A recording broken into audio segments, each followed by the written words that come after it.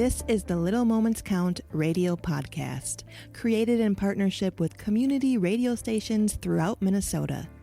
Each episode, you'll hear interviews with early childhood experts on how to support the important brain development that takes place in the first 1,000 days of life, just through little moments every day.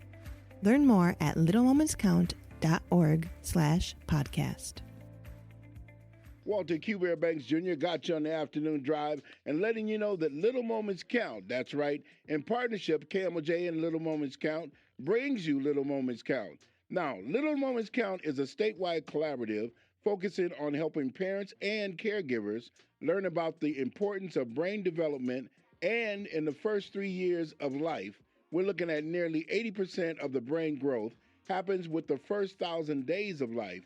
And, for the little small ones with that interaction of talking, of singing, of reading, playing, all of those things create that path when it comes to that brain thought pattern and those wavelengths. So letting you know that if you like more information about Little Moments Count, all you got to do is lock in to littlemomentscount.org. And for this afternoon, letting you know, we got Jamesetta, and we like to say a good afternoon to you. And how are you doing, Jamesetta Diggs? I'm doing great. Thank you, Q-Bear. No doubt, no doubt. For the listening audience, can you give us just a little bit about yourself and then what got you involved into this area when we're talking about the young ones, the little ones? Well, I am a parent. I'm a mom of two, and I'm an immigrant. And I've worked with children since I was 17, and I am just so fascinated by how young children grow. And as a matter of fact, you can learn so much by just observing them. And so having to see how they grow and develop every day, it just creates that passion for me to continually work with them and support their development and their growth. And so that's why I'm here today. Now, can you give us just a little bit of insight? Because we're talking about the social learning for little ones, and then even beyond that, knowing the importance of that first 1,000 days of life, and that thing of being able to play, being able to sing, and move around. How important is that to start at a very young age when it comes to that? The importance of working and interacting with children at that very young age, it just creates the foundation and paves the way for every other thing that they're going to do throughout their life, all the play, the interactions they're having. If they're taking turns while they're playing, they're learning to wait in line when they're older. As you're playing with them and you're reading books to them, they're learning about their world. And so all of the interactions we do and we have with young children at the earliest age, it just creates that pattern in the brain that paves the way for their life and success and learning as well. So that's why social learning for littles, we focus on young children's personal and social development because the earliest years are the most critical life. Research has shown that everything we do earlier on is a foundation for later success, for later learning, and for later thriving in life.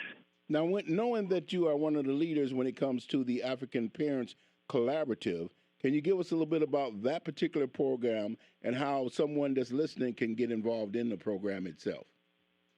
The African Parents Collaborative started about a year ago.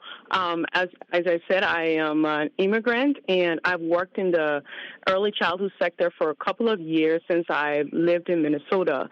And while working in early childhood programs, I've seen the cultural gaps and the communication gaps that exist in the system between African families and the early learning system that we have. And so just having that passion to see and become a bridge to helping parents understand what is required or what milestones children need to have in order for them to be prepared and ready for school, and also helping early childhood programs know what African African families are looking at and what they see and understand when it comes to early childhood is just coming the go-between to create that bridge. And so because of that, we started as volunteer parents and concerned parents in the African community, just trying to reach out and create resources for families to invest in the earliest years of their children so that as they grow up, they will succeed in school and also in life.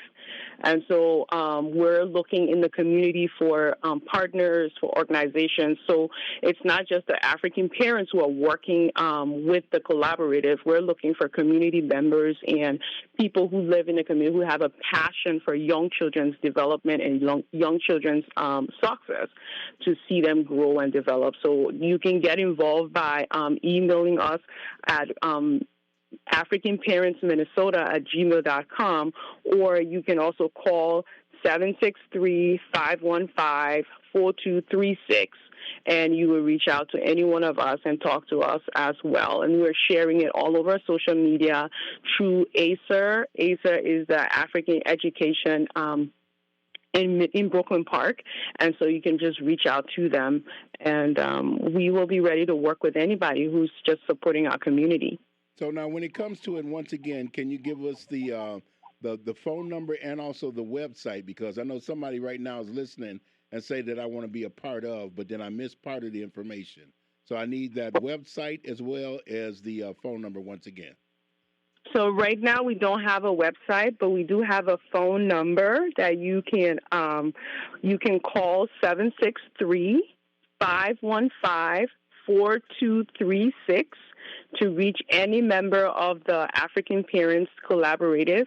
You can also email africanparentsmn@gmail.com. Okay. And that way you will be able to reach any one of us, yes. No doubt. Well, I'd like to say thank you very much for taking the time and the opportunity enlightening the listening audience. And ladies and gentlemen, once again, Jamesetta Diggs. Thank you very much once again. Thank you so much for having me. No doubt, no doubt. Looking at 39 minutes after the hour, 3 o'clock in the Twin Cities. And to help KMOJ and letting you know about Little Moments Count, what you need to do if you like to get more information or to get a rebroadcast of this particular one, you might want to hit at littlemomentscount.org/podcast or Little Moments Count. You can lock in at littlemomentscount.org. It's FM 89.9 KMOJ. No doubt about it, is the people's station. Thanks for listening to the Little Moments Count radio podcast in partnership with community radio stations throughout Minnesota. You can find the Little Moments Count radio podcast wherever you get your podcasts and at littlemomentscount.org/podcast.